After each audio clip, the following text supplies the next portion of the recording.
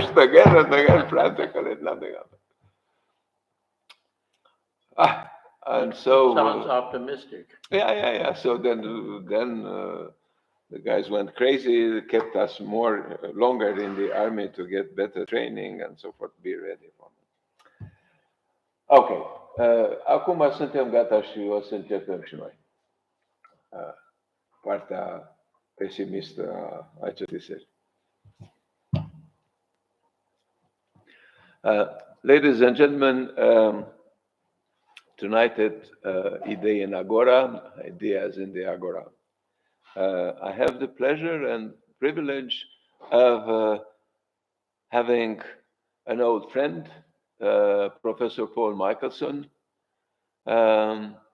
We go back decades, and we go back to a period in our lives when Iași was our main center of interest in Romania, and this is where we would meet and talk.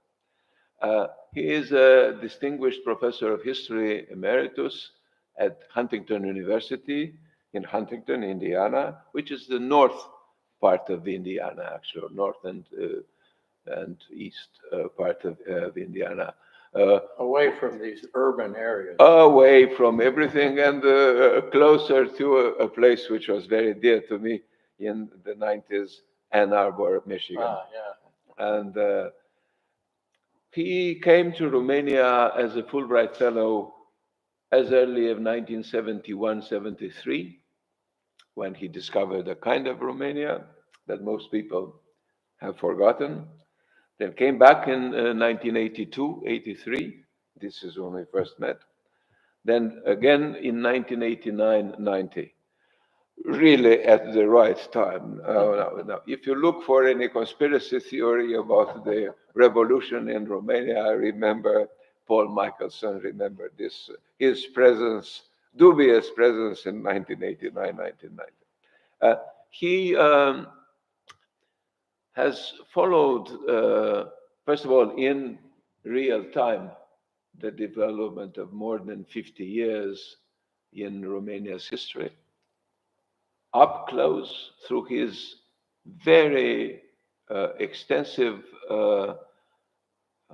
network of friends in all places and in many walks of life, besides his avid reading of everything that many Romanians do not read or do not read anymore, which is the history and the historiography of the 19th century, first of all, and then on up to the current time, the present day. He was instrumental in setting up and in running the Society of Romanian Studies. Now, he has another interest in the history of Venice, I have to say, and sometimes I think about this, that there is a kind of symbolic competition between Romania and Venice. I managed to love them both, and I think he can do that as well. Besides, I was always struck by his, let's put it this way, more conservative take on things, on historical writing, on civilization, on literature, on the arts, on religion. And that brought me close to him because, we shared an interest in authors such as C.S. Lewis, of course, Tolkien and the Inklings, in which he is an expert, something I cannot claim. Going to be at a C.S. Lewis Tolkien conference in Iași next weekend, or not next weekend, the weekend. Absolutely. After, yep. Absolutely. He is also extremely active in the debate in the United States on faith and history. This is institutionalized in associations and publications, and he has been a part of it for many, many years, especially in this conference on faith and history, which is one of the most, let's say, systematic and long-lived also milieus in which from an evangelical, Baptist, but also largely Christian, generally Christian perspective, there is a discussion, an ongoing discussion on things that we are going to touch upon tonight as well. Tonight, the topic is a pessimist's tour of the world today. He suggested the topic. We may laugh occasionally, so do not be deterred. We stick to a pessimistic. Sort of like Macbeth's witches. Exactly. We try to remain pessimistic in most ways, but on this I just want to say a couple of things. Then we move on. I do not. I'm not an optimistic person by birth and by experience, but I'm not a pessimistic one either. I'm middle of the ground, as I was born a Stoic, and for some reason I discovered, through elective affinities, that what I thought was just a genetic gift from my father and grandfathers and so forth was also an inclination, a kind of an elective affinity. So I was looking at both optimists and pessimists with with understanding and with sympathy, trying to learn from both. And at some point, I got more, let's say, professionally involved with these discussions about hope and the lack thereof, and not via religion, but via my interest in utopianism. Because once you start studying utopianism seriously, you bump into, first of all, critics and supporters of utopianism, or utopia as a way of thinking, or as a model of ontology to society, that interestingly are always very close to theology, like any discussion about hope should be. And even in the most, what should I say, interesting and original combinations, such as the one between Marxism and utopianism, and German Protestant theology. And I'm talking here about Ernst Bloch in his famous work, Das Prinzip Hoffnung, the hope principle, which is in fact, yes, an attempt to build a kind of solid utopia grounded in hope, and looking around at the possibilities of the history becoming better and human life becoming better. But on the other hand, I was looking at the most, let's say, to me, from my point of view, wiser, usually Protestant theologians, such as Jürgen Moltmann, right, who did his theology of hope. I was struck reading him for the first time, and then got increasingly interested in the way he was dealing with hope, and was relating the very problem of hope, or the whole, let's say, concept of hope, relating it back to where it had started, in fact, the theological background. I was a lot less convinced by the, although I was attracted by the Kantian discussion, which is not as solid as his discussion of other points, of other things, discussion of hope. The problem was, he was asking himself, what should I hope for? That was his problem. Is there anything I can hope for? And then he didn't elaborate, unfortunately, that much. He didn't write a critique of hope, of pure hope. He left it there. It's a third question he asked at some point. Was darf ich hoffen? Because but there is something interesting. immediately he got closer to the notion of faith or belief, to Glaube. So from Hoffnung to Glaube, immediately the connection was made. So I was left with this discussion of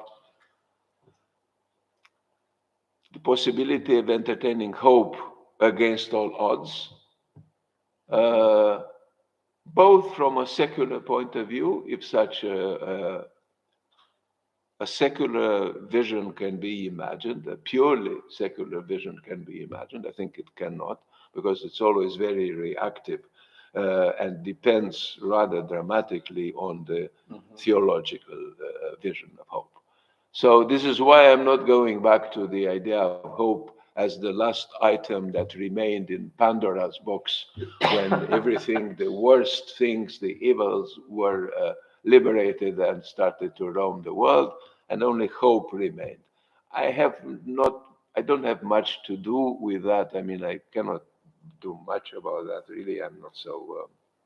But I could interject here. Now, finally, I just wanted to say where I am and where I stand, because now I'm talking to a pessimist. It's a kind of reproof, actually, because I do believe in hope. Um, the British Baptist theologian Paul Fetus wrote an essay 30 years ago, maybe longer, in which he contrasts secular hope with Christian hope. And what he says, I think, is instructive here, because secular hope, in the end, is based on rationality, on projecting from where we are now to where we think we will be in the future. And of course, I think all of us realize that this kind of naive projection is usually fallacious, but they can't go anywhere else because that's all you have. Yes. Whereas Fetus says Christian hope, in a sense, it's a hope against hope. I think of the title of Mandelstam's book. Yes. But in the end, you don't know the end of the story, but you know that God is writing the story, and in this there is hope. What comes out of this? Well, it may not be the things that we personally might enjoy, but in the end, I was waiting for you to say that maybe Campanella and others like him, these are fake news, because in the end, we're not going to get there. It's a false vision, so to speak. Look, as I was growing up in a dystopia, I sincerely believed that utopia was false hope. Yeah. So it didn't take me much to realize that this was baloney, and no matter how sophisticated that was. Well, it was, in most cases, it was not sophisticated. Now, there's a book by 11 years ago by Roger Scruton, which was translated into Romanian at Humanitas, which is called in Romanian Foloasele pesimismului și pericolul falsei speranțe. The uses of pessimism and, the danger of false hope. Now, I cannot make much of it, I have to tell you. Some of the chapters, this is an essay, rather superficial, I have to say, in which he tries to expedite most of the fallacies he can identify and tries to, attack any form of hope wherever he finds it. And one of them is utopia. He treats them as sophisms, as fallacious arguments. And well, this is in most cases quite true. In his version, this is simply too, in my mind, too rudimentary. But still, it's a kind of vademecum for whoever wants to look into the, as Timothy Garton-Ash was saying in his title about Eastern Europe, the uses of adversity. Now, we are sitting in this room here, and together with the topic Paul delivered a list of points that we might want to go through. And the list goes like this: international politics, Putin's Russia, the Muslim world, Erdogan's Turkey, also known as Turkey, the future of China, American politics and society, wokeism and political correctness, American diplomacy, the technological future, AI and other delusions, why Orwell was wrong, fake news and social media, the future of religion, and anything anybody wants to talk about. I'm one of those anybody's, and I would like to tell you this. Quite frankly, I was expecting for a very long time an American that was not politically correct to come at this table and talk. No, because much of the trouble comes from the fact that most people are so hypocritical these days Yes. that you simply cannot get to the bottom of things. Mhm. And unfortunately, for all the efforts people make in universities, in publications, in books, and so forth, the end result is a reproduction of hypocrisy Mhm. in front of things that should be alarming us and should concern us. Now, give us a little bit of a view of America at this point. Yeah. Well, first of all, obviously you notice that I have the courage to do this in Romania. Do it in So in other words, Romania, so you'll in go other back. words, I'm not expecting that we'll be barricaded in the building once students and other troublemakers hear what we're talking about. My dean, of course, since I'm successfully retired, uh, won't be considering ways that he can get rid of me for talking about things that might be unpopular, inconvenient, and so on. But I think there's a great deal of closed-mindedness. I'd like to go back again and reread uh, the closing of the American Mind because I think probably a lot of the things he said there were too soon and now have come about. I think the most recent example of this is the uh, protest marches by 35 groups at Harvard against Israel and in favor of the Palestinians. Now, on the one hand, I also have to qualify this because a lot of these are what I think we would understand are front groups. Yes. One person with a few other people forming the Justice for Palestinian Gays and Lesbians Society. Okay, how many people are in this group? Maybe if you put them all together, you might have a reasonably sized group. But nevertheless, today I saw again a announcement from the uh, professors of ethnic studies at the University of California protesting their administration's support of Israel, support meaning they condemned the terrorist activities and so on. They said, well, we shouldn't forget that actually it's the Israelis who are the terrorists, and this is disheartening to those of us who are engaged in ethnic studies and students of one kind or another. Um, so I think from my point of view, the rot is well advanced. Yes. We could discuss how this came about. Again, to some extent, as part of my own biography, because I was a student in the late 60s, early 70s. And you could see the roots of I it. could see what was happening and the fact that a lot of people were basically just intimidated into silence. Well, again, you have to ask, what's to be gained for sticking your neck out? Um, I did have a lot of fun in those days. So at Indiana University, there was a big protest, several thousand students, um, demanding that the campus police have their guns taken away. Campus police should not have guns, shouldn't be guns on campus. And at a mass meeting uh, in which people were invited to speak, I stood up and I said, well, my take on this is a little different. I think instead of taking the guns away from the campus police, everyone, students, administrators, should be given guns so that people could speak more freely. Uh, Nothing happened to me because of this, but you could see then that these were people, and these are what I'm saying is quite subjective, obviously, um, who spent most of their time protesting this, that, and the other thing, and much less time in the classroom. Go ahead 20 years, who turns up now as doctors of higher education, running universities, becoming deans, and so on, not academics. And you need to remember or be aware of the fact that a significant number of higher administration administrators, deans, presidents, and so on, are people whose field of specialization is higher education. They don't know anything about actual subjects.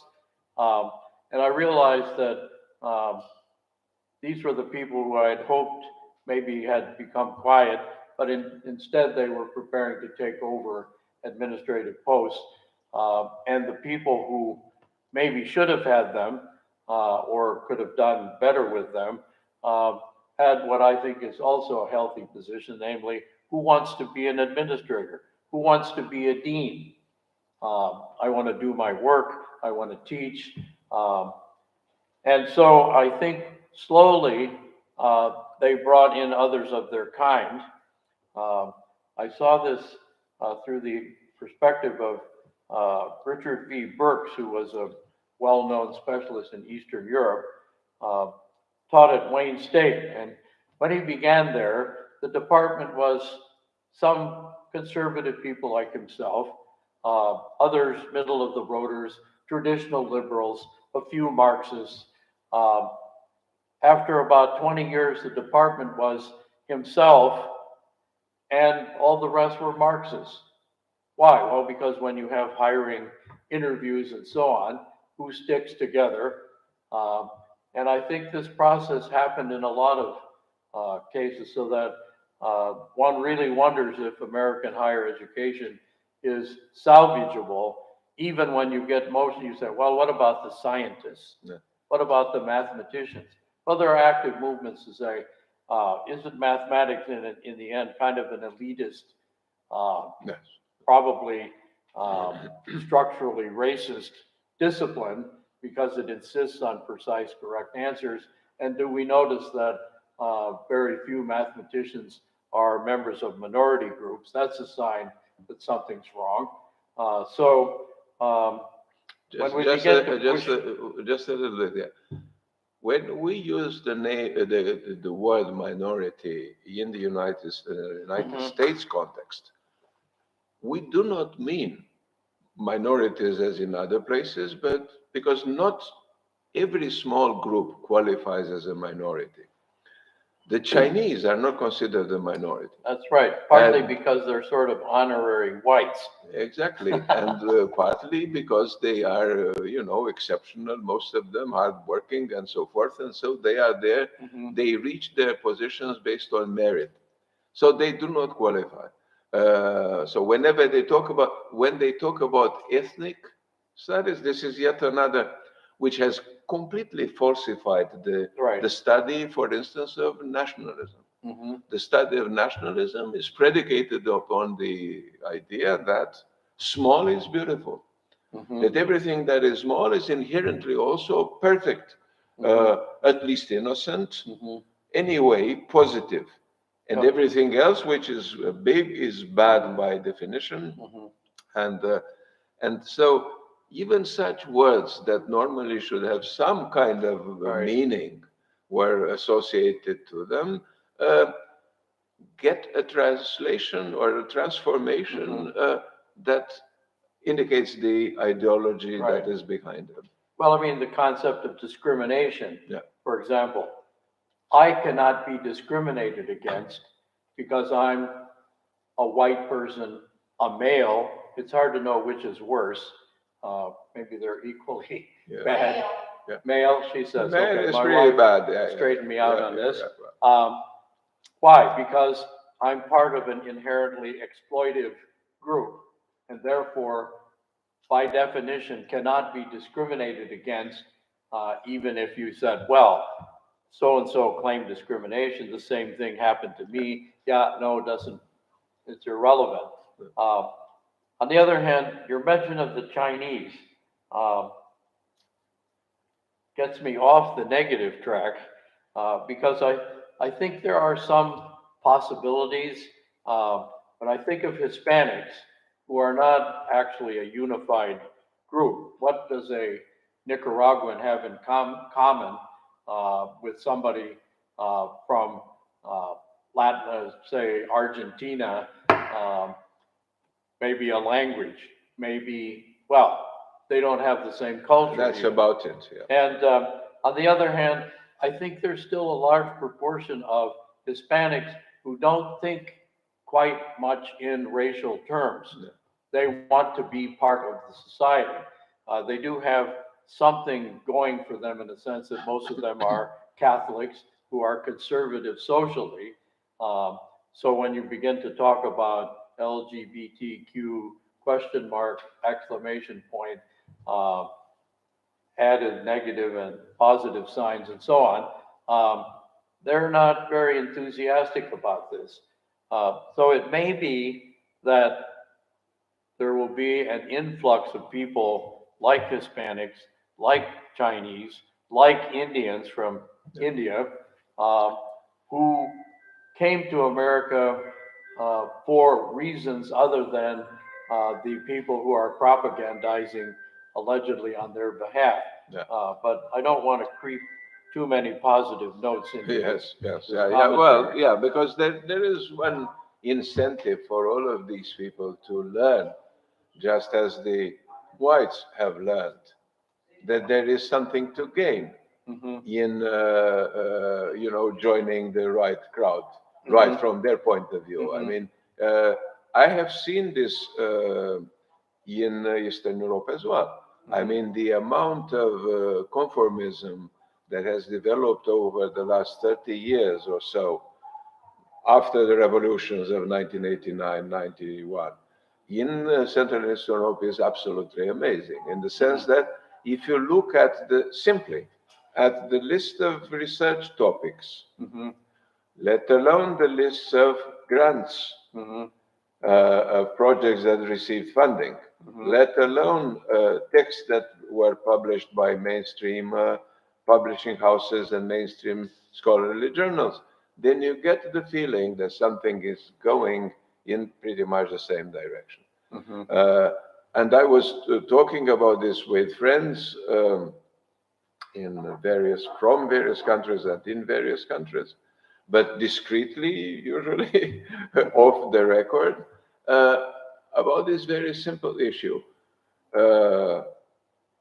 As this process is advancing, you can see people who are already, I could witness this myself due to my generation I'm 66, I could see this develop, and I could see how people who are now around 50, let's say, who are themselves professors in various universities around the area, have grown exactly into this kind of mold or model, because this is pretty much the only one that ensures success.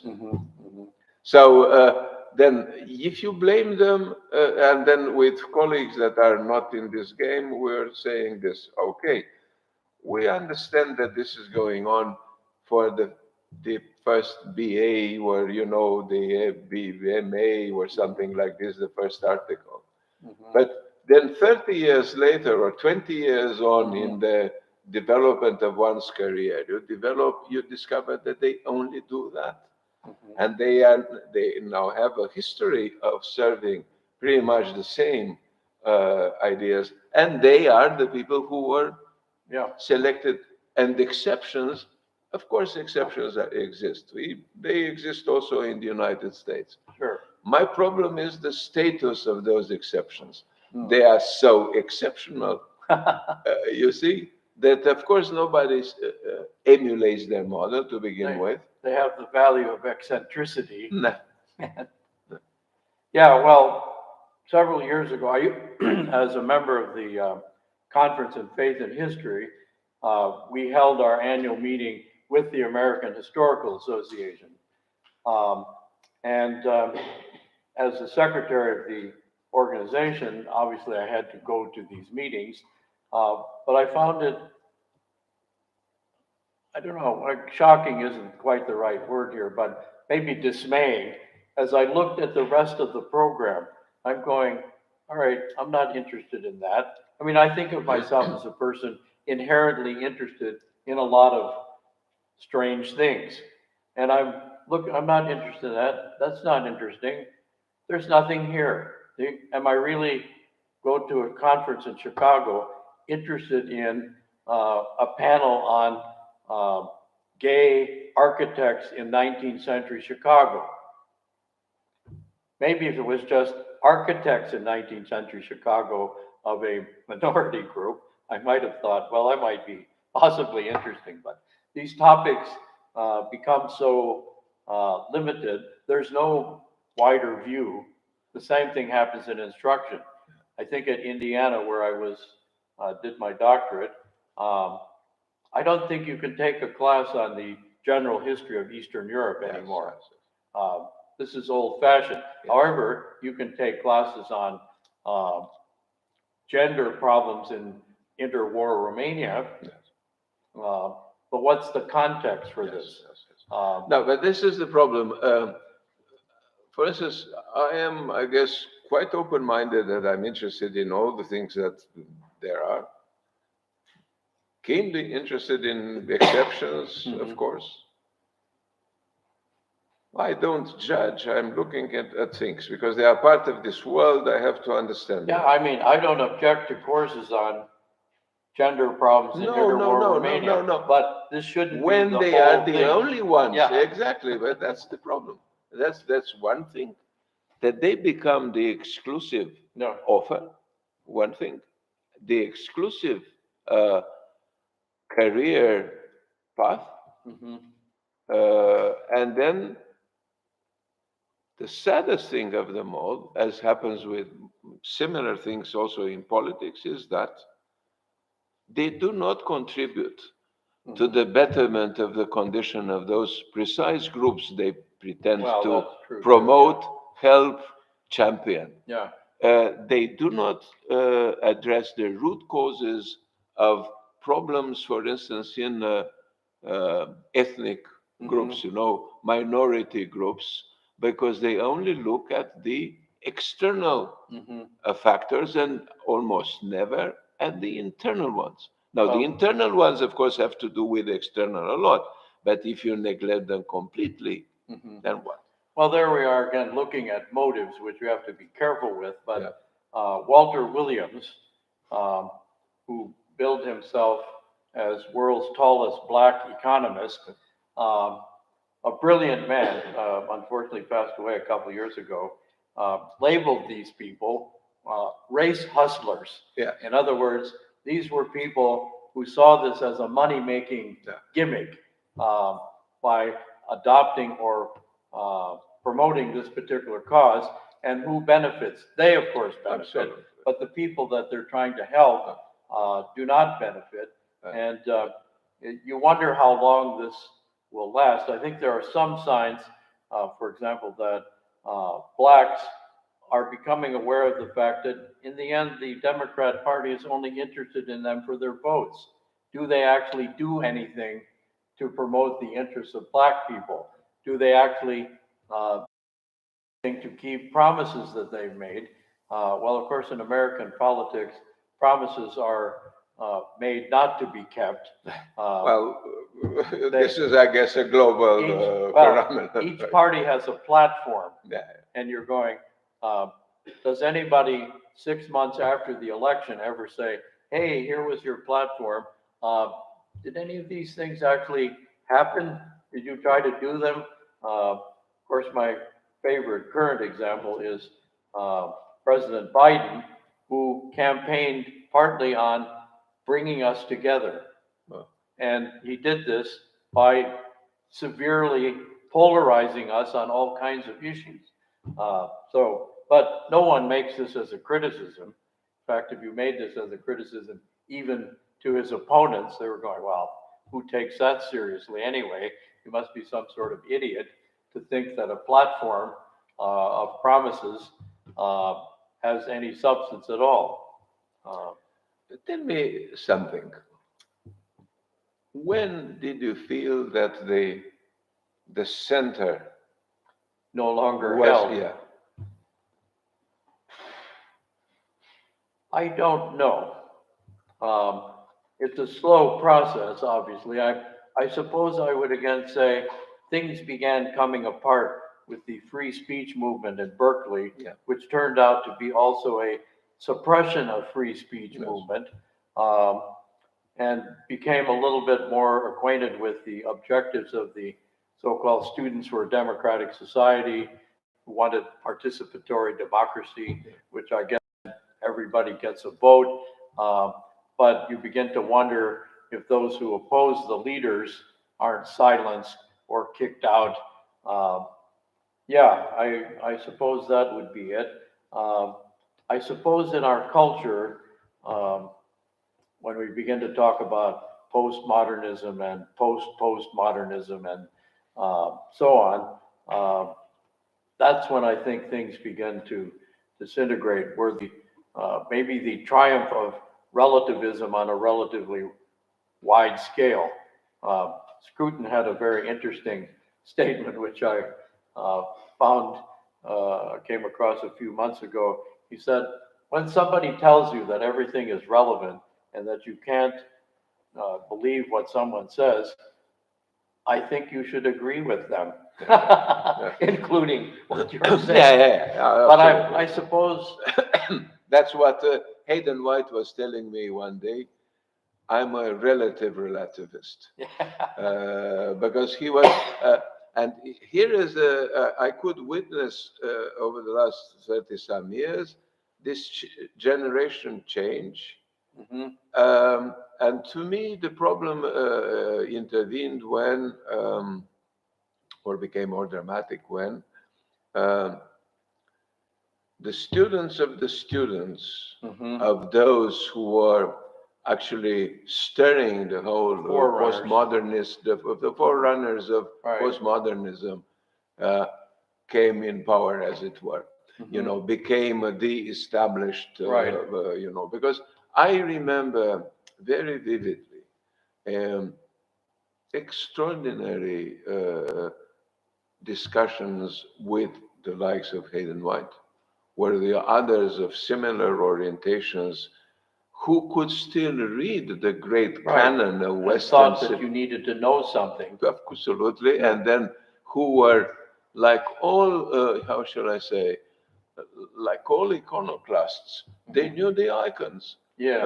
They knew them all. And Right. then, of course, this was an exercise in which Mhm. um, uh, first of all, they were listening to the other side and Mhm. they were coming up with their argument and they were ready to accept your argument in case. Mhm. And then slowly I noticed that then his first generation of students were people with whom I had absolutely cordial exchanges, never, how shall I say, having to agree on everything because Mhm. this is not what I was Right. looking Right. for. But then from the third generation on, things had started to become a very kind of dogmatic, would lead Mhm. into a Mhm. kind of dogmatic position and inevitably to a form of clash. Mhm. Mhm. Whereas my problem was dialogue, not clash. Yeah. Right. Because I was not in possession of the ultimate truth. I don't think Well, this is. I think there's a good distinction to be made here, which is revealed in the personality of C.S. Lewis. Yeah, A lot of people thought of Lewis as very dogmatic argumenter.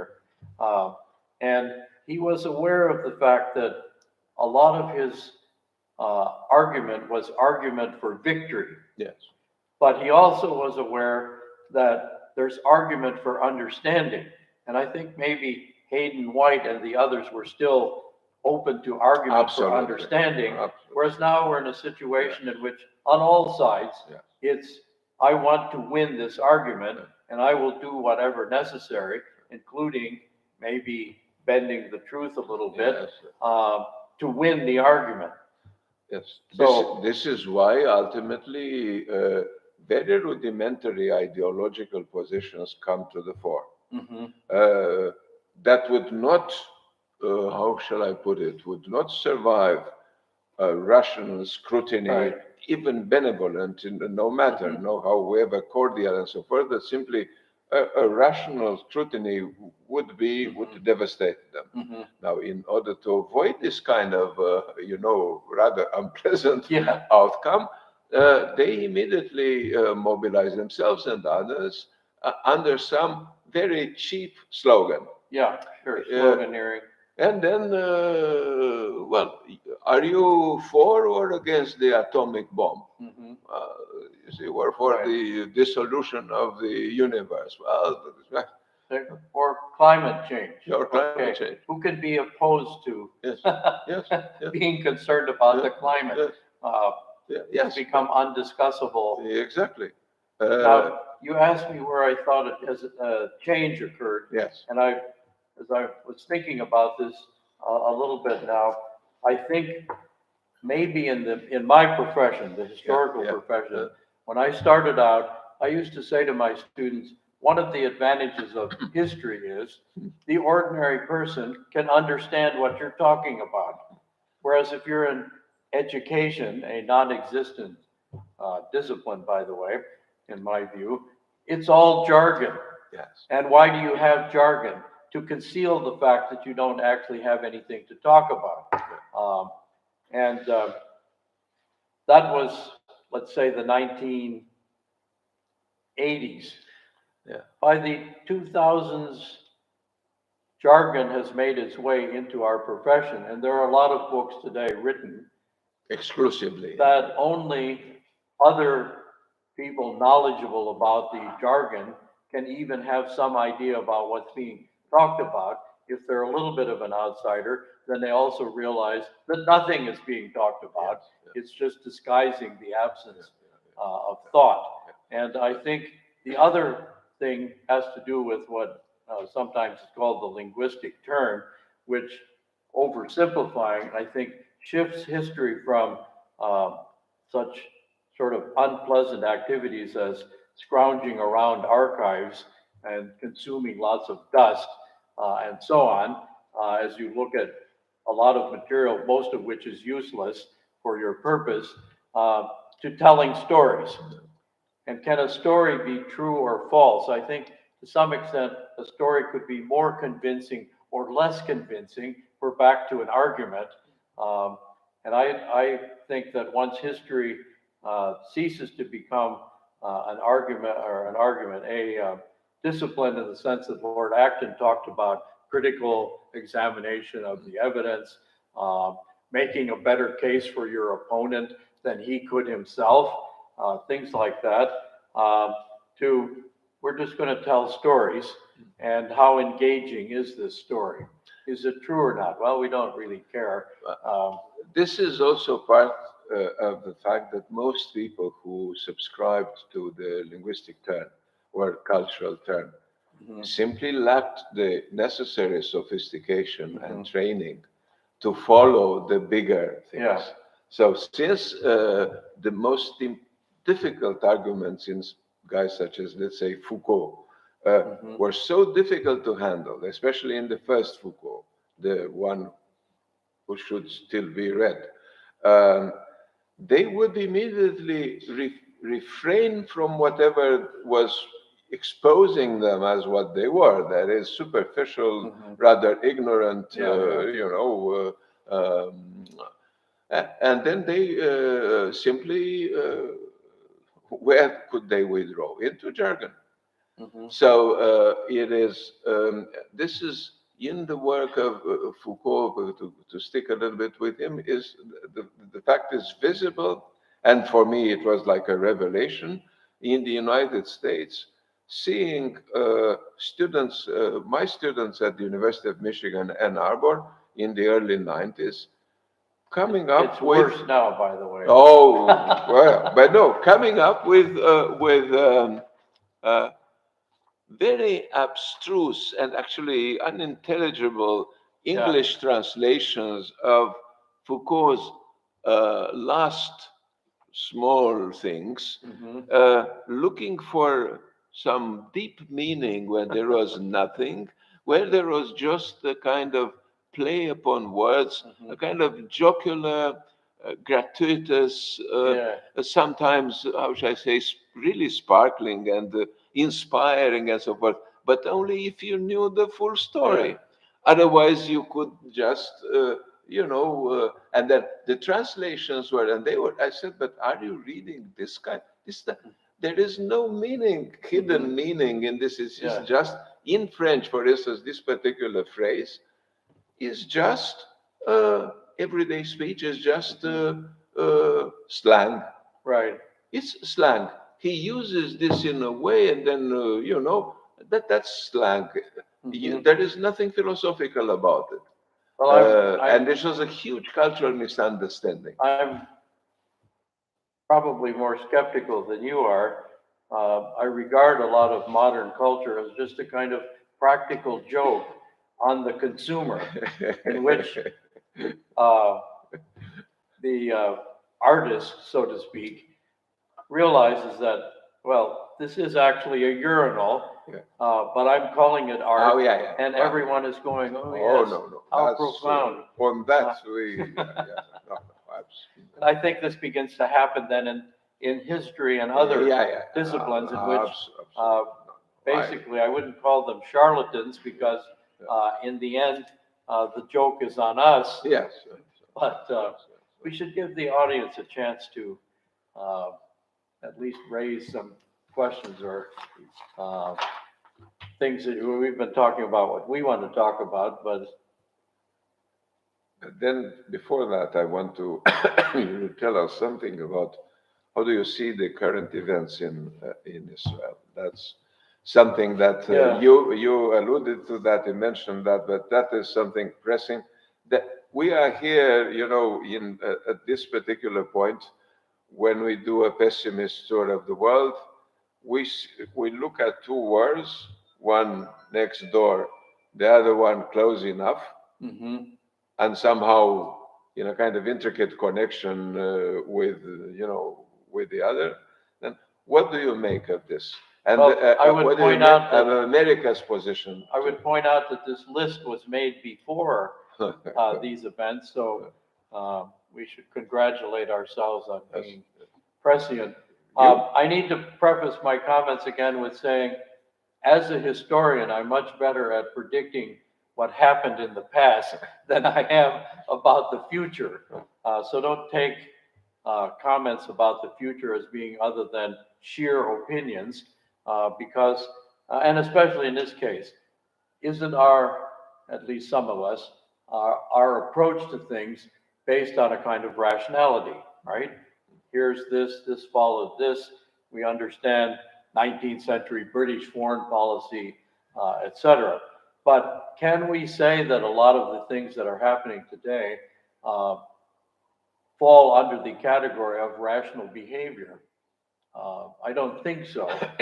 So if you ask me, frequently I am asked, so what's Putin up to in Russia? And I have to say, well, I don't think he's a rational person.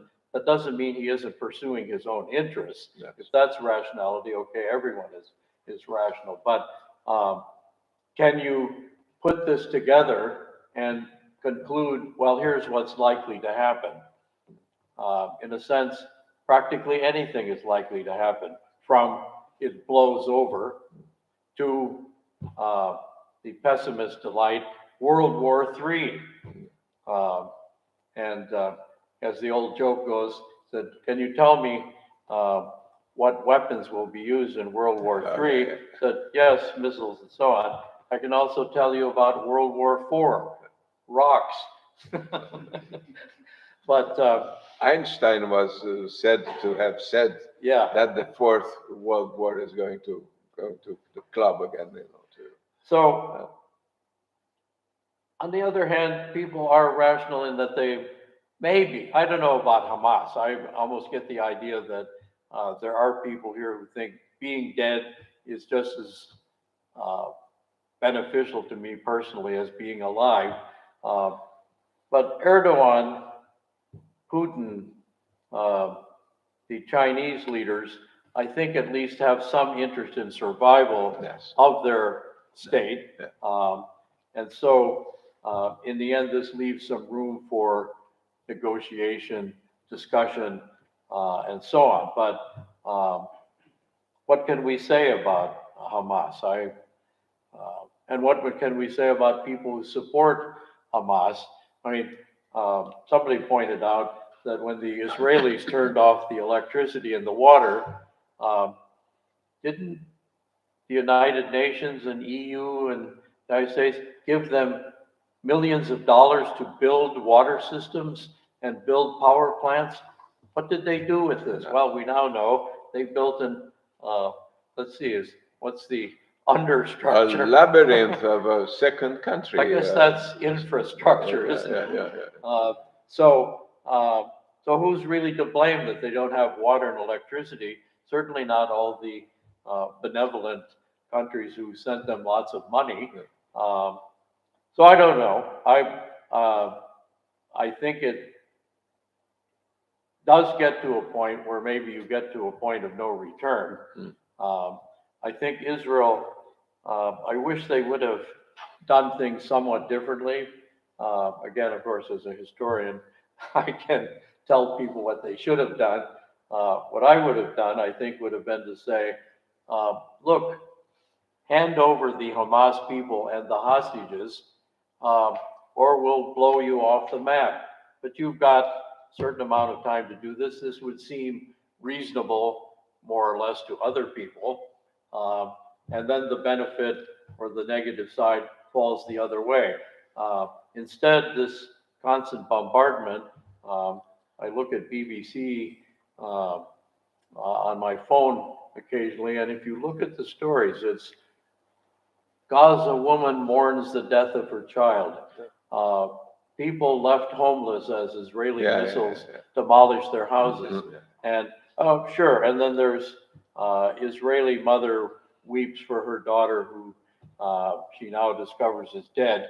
But it's interesting that the bulk of the stories are things that are happening in Gaza, not, well, it was a one-shot sort of thing, maybe. Not why they happen and what is the context of their happening and so forth. Yes, that's quite. We could always hope that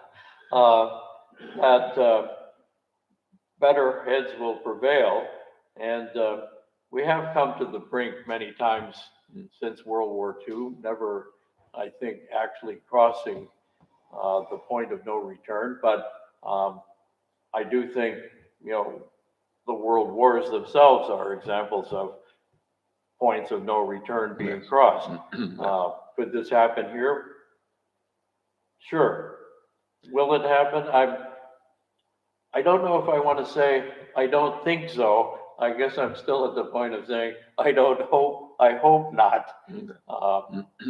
But again, to do a rational analysis of an basically irrational system and irrational actors. Absolutely. But do you think America is scaring anybody anymore? I doubt it. Because that was, when for decades, obviously, what was going on was the fact that, people were not really eager to engage the United States, to find out. I think the current administration is hopelessly incompetent in diplomacy. Why is Blinken, it's not a kind of interesting name for a diplomat, by the way, Secretary of State? Well, because he was the one who put together the group of thousands of scientists who declared that the Russian influence was behind all of Trump's activities, and his reward was to be made Secretary of State. Is he competent? Well, surprisingly, he seems to be a little more competent than some of the others. But surely no one is impressed by or fearful of Joe Biden, who might actually keel over in the middle of a discussion, or at least walk out of the room in the wrong direction. And, They are frightened for him, yeah, not by him. not by him. Whereas Trump, being actually a little more irrational than one would hope, that actually worked to his advantage. Yeah. And when he said, look, I know where you live, people are going, yes, he does, doesn't he? And he has a lot of missiles and so on that he could send to my doorstep. So I sort of think it would be unlikely that Putin would have invaded Ukraine if Trump were president. You think so? I don't think Hamas would have. Well, Hamas, okay. I don't want to rationalize their behavior or attempt to rationally discuss it. But But look at probably their behavior, not, but the behavior of their supporters and Yeah. Puppet masters. Yes, Probably yes. that is a little bit more. Yeah, that's another. Because if you look a little bit at the more general context, and you get into, I mean, Iran obviously is calculating a Sure. little bit more, I mean, even dramatically more, in a sober way. Like I'm not sure that even the Ayatollah is completely ready to leave this world of launch sorrow and go to up there to to rewards and the millions Yes. of virgins. Yeah.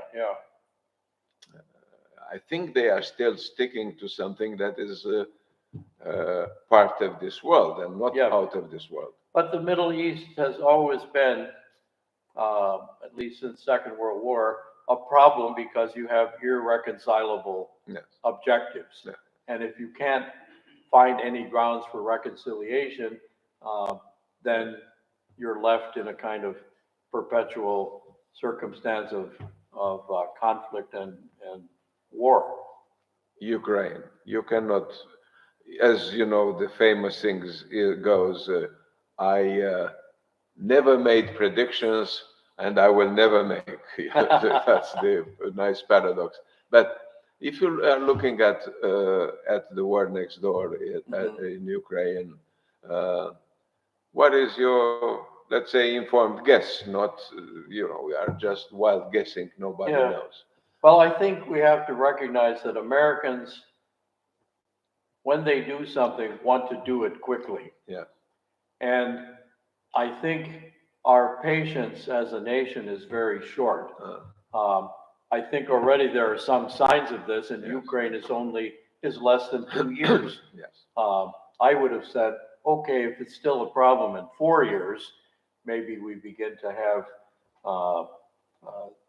some blowback. Yeah. I think Americans in general are not in war of this kind for the long haul. I think they didn't learn the lesson in Vietnam. They learned the lesson in Afghanistan, surely, Yeah. and Syria, and these other episodes. So I think that probably Putin will have to go sooner than we will hold out, so to speak. And I think if the Republicans were to win control of the presidency and the Congress, the days of our support there are numbered. And again, the way this is promoted is, I think, questionable. Somebody was promoting this as saying, well, we need to protect democracy in Ukraine. What democracy? Is Ukraine a democracy?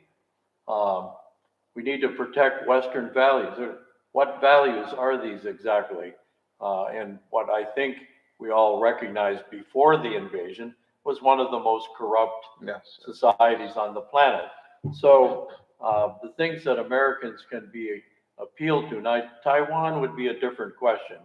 But I think that's the other side of it, which is, does this perception of weakness on the part of the Biden administration foreign policy lead to other people pursuing adventures, particularly people whose policies aren't working out very well.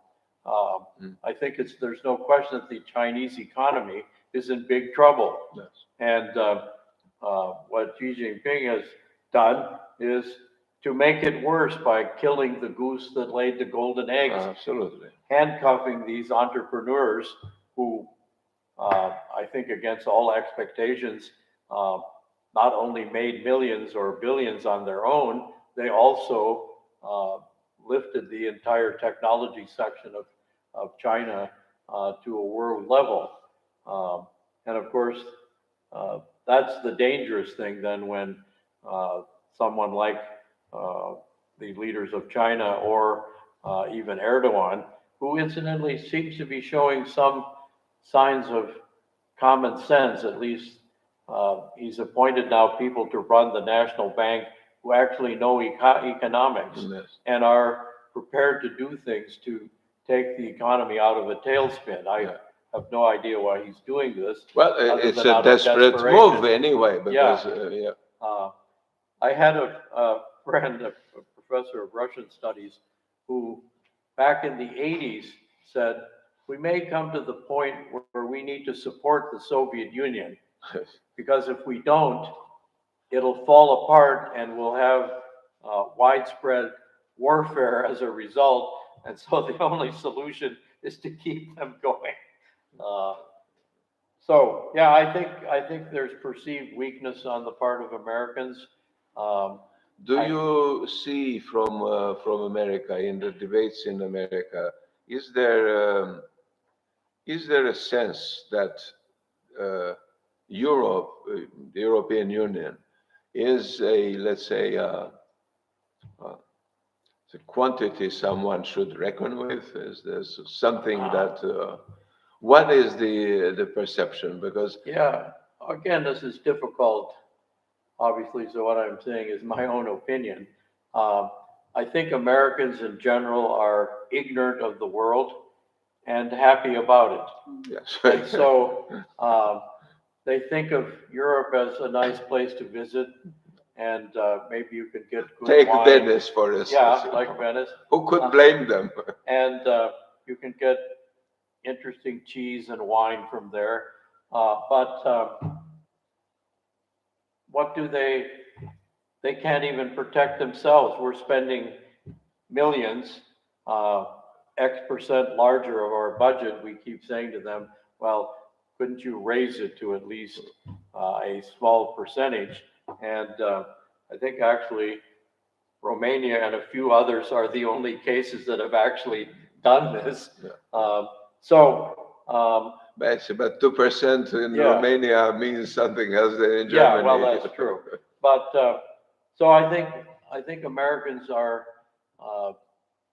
still, even with the wake-up call of 9/11, which showed that, okay, we don't actually have the Pacific and Atlantic moat around us anymore, and disaster can strike from any direction, anytime. This again is worn off. I think the celebrations or commemorations of 9/11 have gradually faded into, all right, it's something we do, and conservative commentators talk about our men and women who gave their lives and so on. But again, we have very short memories. At least our memories have this to their credit. They've always been short. Whereas Europeans have now developed short memories and forgotten. That's a change. That's a change. So they become more like us. That's right. So I'm not optimistic, certainly, on that count. In politics, I'm not optimistic about the upcoming election. I like the distinction that a senator made a few years ago. America's a two-party system. There's the stupid party, that's the Republicans, and there's the evil party, that's the Democrats. But let's face it, evil, stupidity, which do we want? Which is best for us? I suppose on a whole, maybe stupidity has got its attractions, uh, because at least the evil people, or at least the evil people know what they're doing and what they want to do, and the stupid people are sort of bewildered and wondering why things aren't working out the way they should have been. Uh, if we have a Trump Biden election, it's hard to think of a worse choice, Yes, if it is a I choice. have to say, Uh, it, the it's I'm again, I repeat this, but I have been I have been always, in the last 30 some years with the possibility of getting to know America mhm, directly, I mean, firsthand. Uh, it was to me fascinating and a kind of enigma to see that at grassroots levels you could meet extraordinary people engaged. I'm talking about here politicians or people with political ambitions. mhm, At the grassroots levels, you see city councils, this and that, right, talking to them. Unbelievable dedication, commitment, reason, and mhm, a sense of balance and everything. Everything to me was on both camps, in both yeah, camps, sure, because through the hazard of my, the distribution of my friendships, I was able to see sure, this and that, and attend. I was interested in this, and I did this in Michigan and in California, where I was spending more time, and I have to say, impressed. yeah, And I was leaving these meetings, with a sense of respect and then my enigma, which I always formulated to my friends, I said, "What the hell is going on? yeah, If at this level you have, this kind of, mhm, what happens all the way up to the highest yeah. positions in the state where I bump into these guys?" I think I used to say to Romanians are always talking about politics. Yeah. Even under Ceausescu, they Yes. might be talking discreetly. But after '89, um, we maintained a friendship and connection with our first landlady, who was born in 1906. And so we're visiting her, it's, I don't know, 93, 94, and she's talking about politics. And we're going, this, this is abnormal.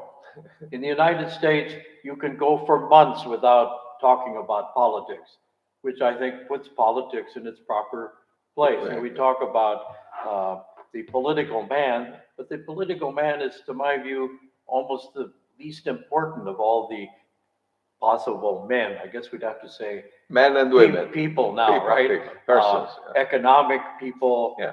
religious Yeah. people, and political people are lower down. Yeah. Now we're the same. Yeah. Everyone's talking about.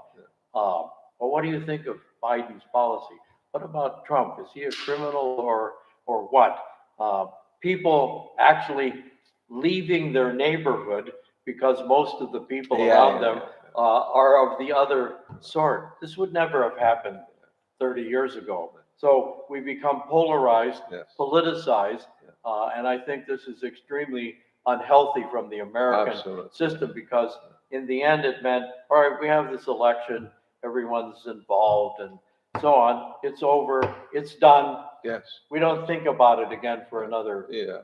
year or two. And then there's business as usual. Our lives, move on Yeah. and so forth. And then, Now, the election, well, we just had an election, right? No, it's coming up Tuesday. We voted ahead of time, yeah, which I'm profoundly opposed to yes, because what if these people are still campaigning, we right? don't want to know. You And- find out something in the last second. and Yeah, yeah, they yeah, say, oh yeah, we found out X. You're going, oh, too bad, I voted weeks ago. So actually, I'm in favor of not allowing absentee ballots yeah. or anything but voting in person on the election day. Yeah. If you're sick, if you're out of the country, too bad. But anyway, but the next campaign will already start. Yes. Congressional campaigns I had a student who was a campaign manager for a national representative. And so we invited him in January, so the election was in November, to speak to our current students. And he said, you know what I find discouraging? We won the election. Our guy isn't even in office yet because it's early in January yet. And already we're out raising money for the next election. Because if we wait, we'll be dead. We won't have the money. And then this raises the question of what the candidate will do. Well, maybe talk to people with money, right? Because they're not going to talk to me. I don't have any money. However influential I would like to be, I have no chance. And he said, you know, it's the same thing all the time. Once the election is over, you're on the next one. And this is true of both camps. Yeah, this is true of both parties. Both camps, because they are actually relying a lot, and they, based on their experience, they are doing the right thing, and on the guys with lots of money. And then I tend to blame the fact that this has become a across-the-board phenomenon on Clinton, because Clinton had a very well-organized, what he called a war room. His strategists who are planning not what we're going to do next year, but the year after that, and where are we going to get candidates that we can support, and so on. And this, I think, contributed to this very unhealthy interest in politics, which again, a lot of Americans early didn't really matter too much what your party was. In our town of Huntington, which is the capital of the county, it's a very Republican agricultural area. Yet our congressman for 16 years was a Democrat, a liberal Democrat, a friend of John Kennedy, and so on. How is this possible? Well, everybody knew him. He's a decent guy, not irrational, not an ideologue. So people voted for him. He finally was defeated by Dan Quayle, who then became senator and vice president. But this, I think, is going by the wayside. And the Republicans bear part of the blame for that in '94, when they came up with this Contract for America, which nationalized the congressional elections. Absolutely. And then pushed aside the local problems that used to form the agenda. The slogan always was, politics is local. And obviously, if you can't win in your local constituency, you're not going to be elected.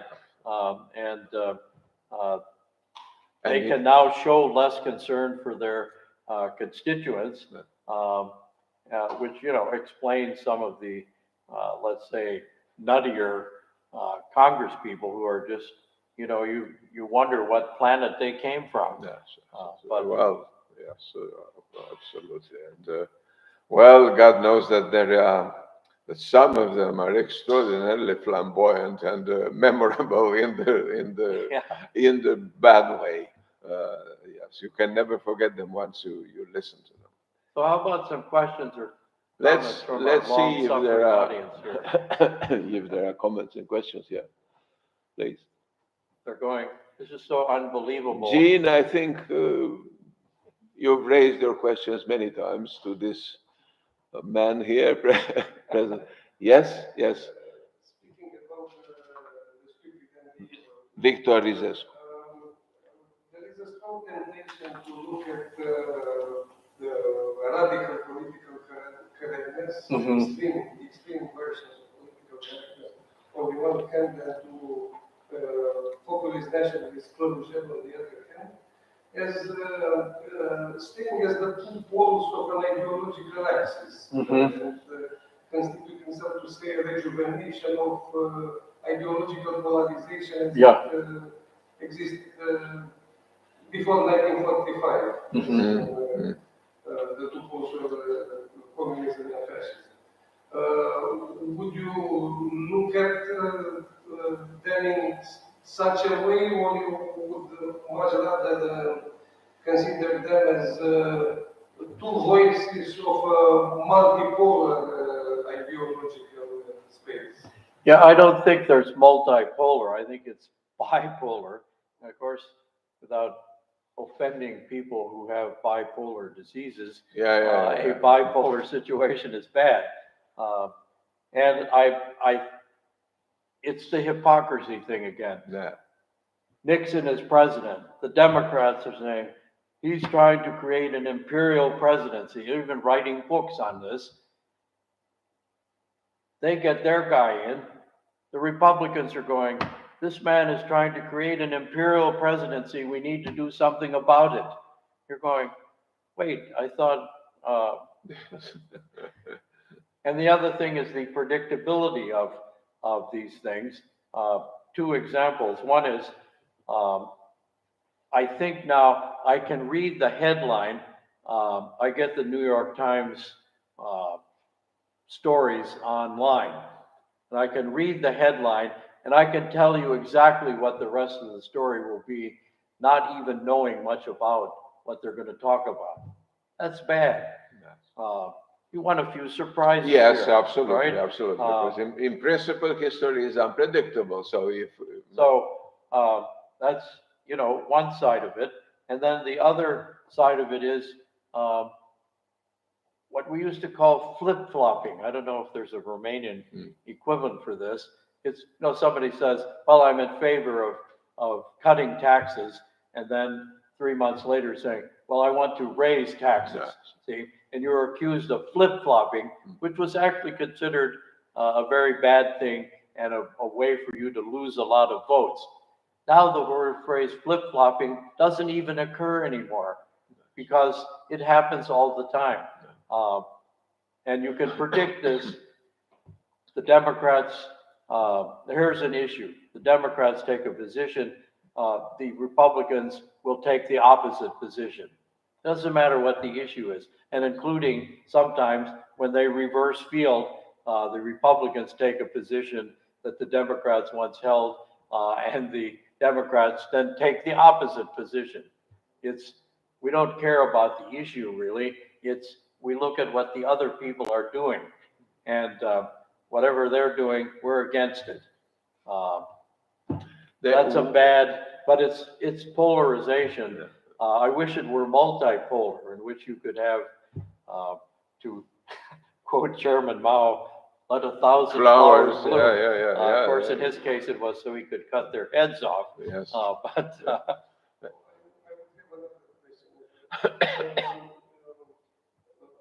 it's quite striking the difference between the international response to the war in Ukraine and the response to the situation in Israel and Gaza. Now, on the one hand, we have an overwhelming condemnation of Putin, an overwhelming support for Ukraine, and on the other hand,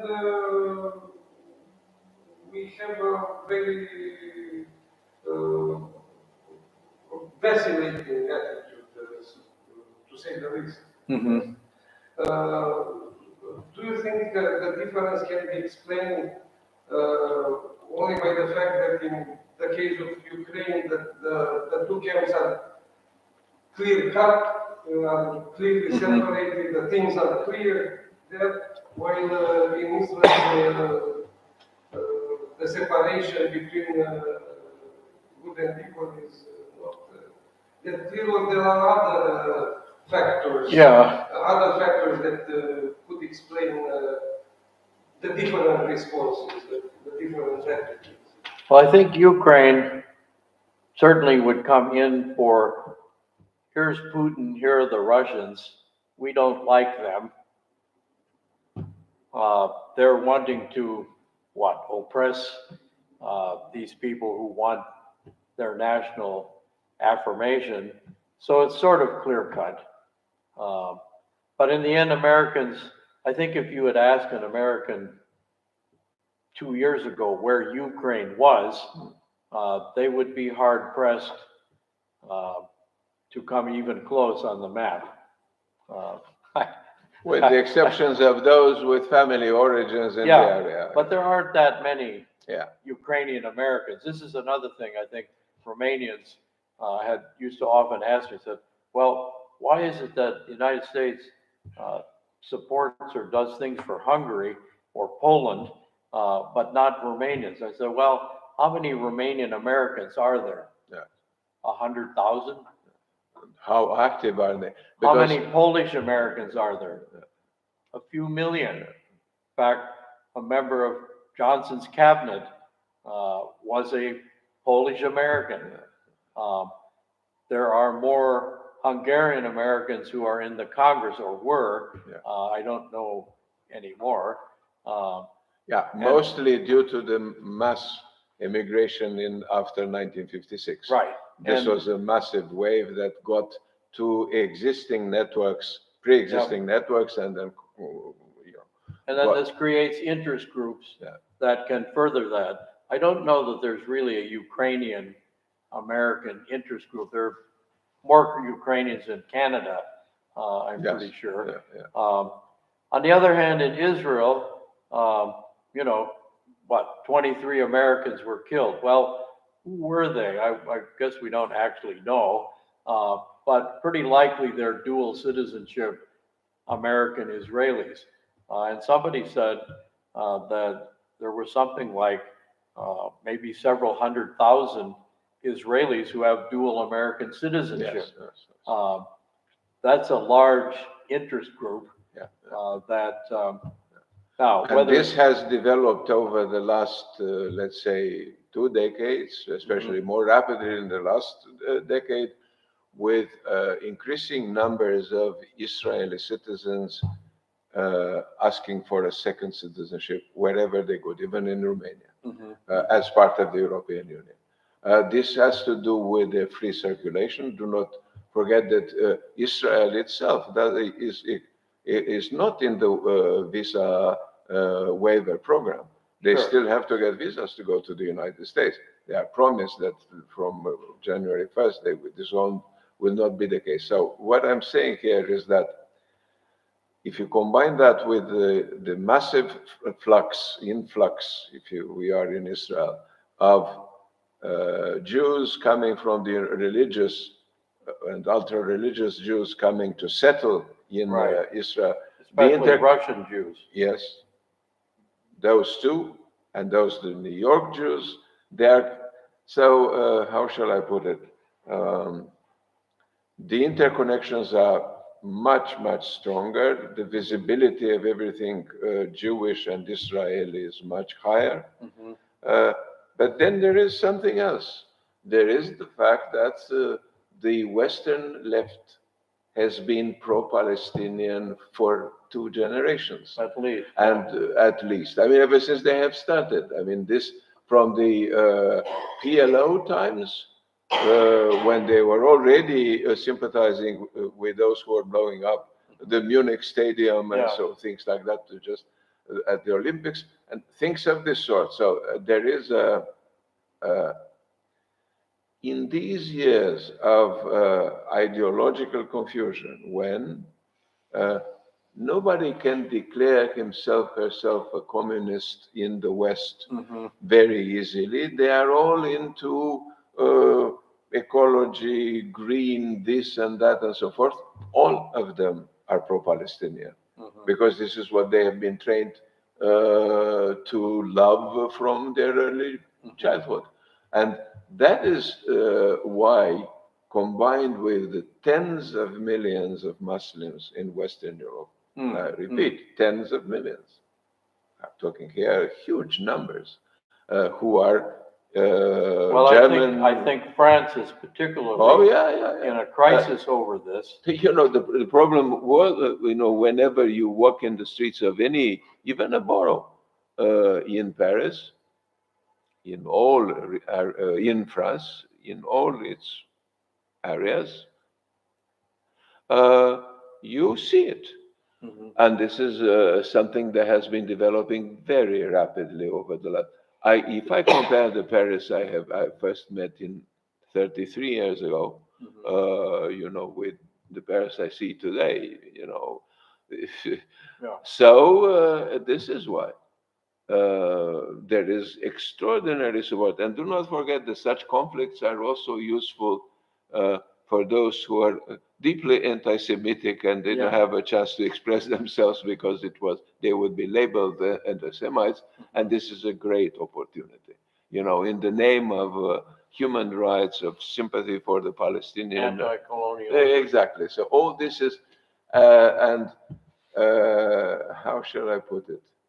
Unless all these camps and ideological camps involved stop for a second to think at the situation on the ground and they really understand what's going on there, this is going to be a repetition of these, cliches about human rights and atrocities and things of this sort.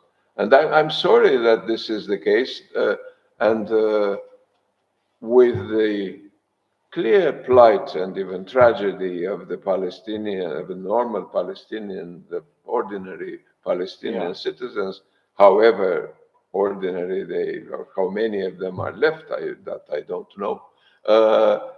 And a clear distinction between which is the case of the old endemic problem in the area, the two-state solution. Right. The two-state solution was, first of all, delayed for too long, and now maybe it is too late to think about it. But one thing, why am I saying this?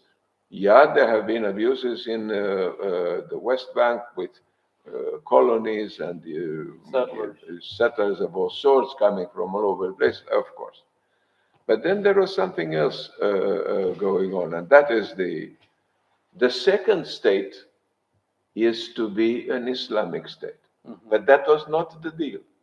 The two-state solution was a kind of idealized, ideal possibility of two quasi-democratic, or more or less democratic societies, polities. That was the idea. That two democratic, more or less democratic polities, all, in arms, of course, all the time, and, hating Live each and other. let live. Yes. The problem is that the second state is now obviously the proposal for the Islam. It's an Islamic state. This is why the Palestinian Authority basically plays no role in all this. They are just spectators and have no. And that is the problem. Most Westerners don't understand this, but this is the situation. It's a different world. Paradoxically enough, a two-state solution was possible 30 years ago. At this point, with a Palestinian Islamic state, that was not the deal. Mm-hmm. Well, the reasons of pessimism, we have lots of them. We just gave you a sample. And I think, that is this debate about what paradox is there in a kind of hopeful pessimism, in a kind of something that leads to, let's say, a balanced perspective on things and at least the possibility of something good to appear or to somehow not just survive, but to emerge. There is a possibility of something good emerging out of this.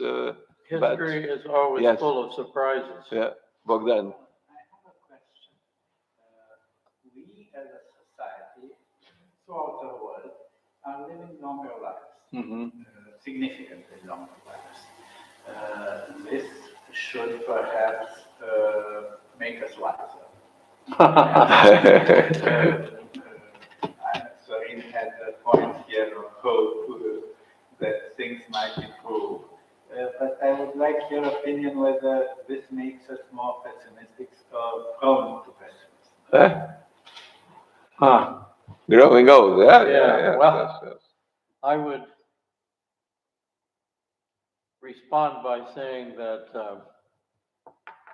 as an older person, Is that a polite way of saying Yeah. fossil? Um, I think that elderly people aren't necessarily more reasonable. We were just talking with someone whose parents are living in a village. They have all kinds of medical issues. He and his sister want them to move to Bucharest, and his father is going, "No, I'm not only not sick, not ill. I don't understand why they won't let me drive my truck anymore." Um, so I also think there have been a sort of backlash against elderly people. I blame this to some extent on Biden, who is older than I am, causing people to make negative statements about elderly people. Maybe I'm just now, because I'm older, Go ahead. noticing Don't- noticing this, don't but I don't apologize. think so. I don't think I heard these suggestions that maybe older people should move on, or even suggestions which are still very much in the minority, but maybe we shouldn't waste a lot of money providing extreme health care for elderly people. Euthanasia would be a Yeah, better so, idea, of course. As one American said, asked about euthanasia, said, "Well, I don't care what young people in Asia do." So that's grounds for pessimism. It's sort of like, and it's true. A lot of us, including myself, I probably 40 years ago would not be alive at this age. I have a kidney transplant, and so on. Creating problems financially for a lot of societies because healthcare for elderly people is expensive. And some young people are beginning to think, yeah, this is a burden we shouldn't have to carry. Of course, they'll change their opinion 50 years from now. So there's things to be said on all sides. Can elderly people also bring moderating influences? Some of them can. But I think in American society, old age is not valued as much as it is in China, for example, Yes. where if you're old, you're automatically respected somehow. And maybe, I don't know, what was our son's experience in other parts of the world? Is Korea, old people are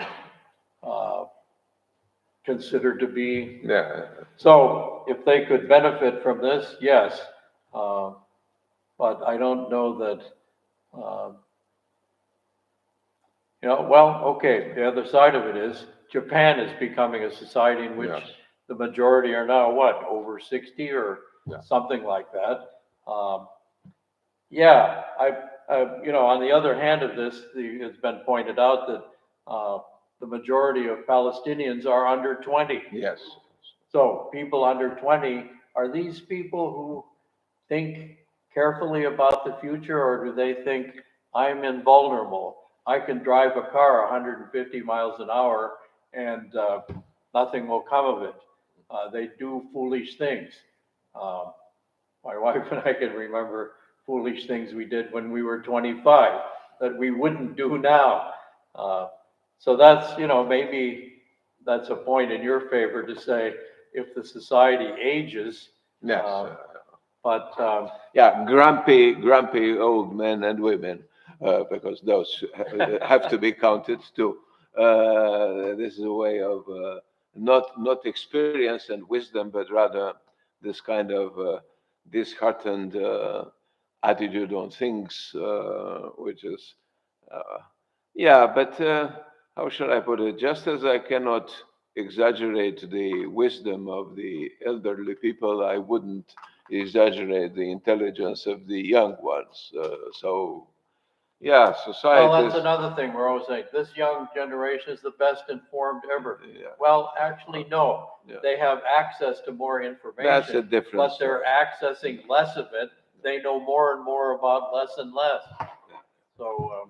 And even less and less about less and Anyhow, thank you very much, Thank you. Paul Michelson. Thank you very much. Thank you for coming. And well, let's continue to hope against. Hope against hope, Yes, yes. yes. Well, I am a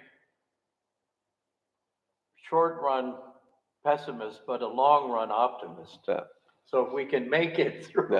Yes. The other thing I wanted to add at the end here, I've been involved in these discussions, especially in Moldova. It's sort of like, are you a pessimist and optimist about things today? And then this would get to, is the glass half full Yes. or half empty? And eventually I started saying, well, maybe the glass is too big.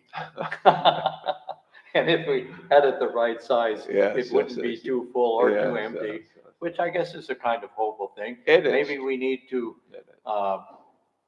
get out of these kind of progressive fantasies Yes. that everything will get better every day in Yes. every way. They won't. But I mean, is this a change in human existence for the last 5,000, 6,000 No, years? not if No. you read the classics of great cultures since 5,000 years ago, so or 3,000 years ago. Yeah. The fact that you can still relate to people like Seneca or whoever you want, then were Confucius and so forth. This means that well, the world is pretty much seeing its way, following its way. It's us that have to be, Yeah. come closer to understanding it. Yes. On these optimistic note, Yeah, then I hate once to again. end this way. well, so let's say that yes, worse is still possible. So Yeah. thank you very much. We could all be destroyed tomorrow. Keep that in mind. yes, yes, yes. Remain optimistic. Thank you.